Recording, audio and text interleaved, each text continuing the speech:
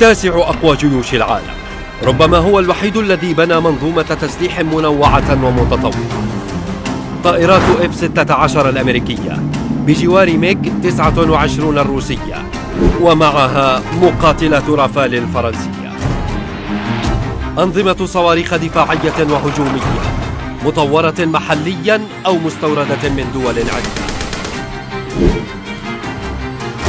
أكثر من 1130 طائرة حربية هجومية ودفاعية وللنقل العسكري، 270 مروحية من طرازي أباتشي الأمريكية الأحدث، 83 من المطارات العسكرية في الخدمة، وذخيرة فائقة التطور، درع جوية قادرة على تحقيق اكتساح هجومي حاسم.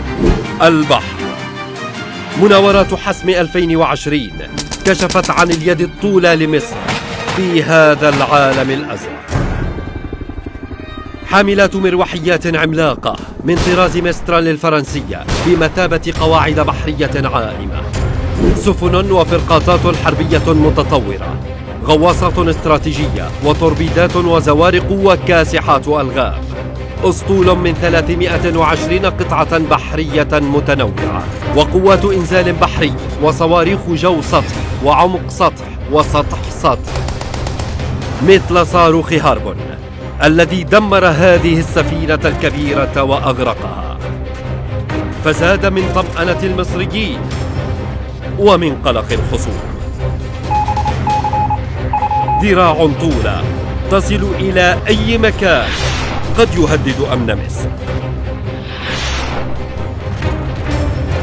من منصات إطلاق ورادارات وذخيرة، مظلة مصر الدفاعية الأهم، القوات البرية. القوة الضاربة في القوات المسلحة المصرية 5000 دبابة، 16,000 مدرعة متنوعة، 2000 وأكثر من المدافع الميدانية، 1200 راجمة للصواريخ، وأسلحة من كل نوع وطراز وصنف، وألوية متخصصة في الحرب الإلكترونية والحديثة، قلاع عسكرية غير نمطية. هكذا وصف العسكريون في العالم القواعد المصرية. البرنيس 3 قواعد في واحدة، جوية وبحرية وبرية، الأكبر والأوسع في إفريقيا، برصيف يتسع لأضخم الحاملات والسفن ذات الغاطس الكبير، ومدارج ومطارات عسكرية ومدنية، وميناء واسع للسفن التجارية على سواحل البحر الأحمر.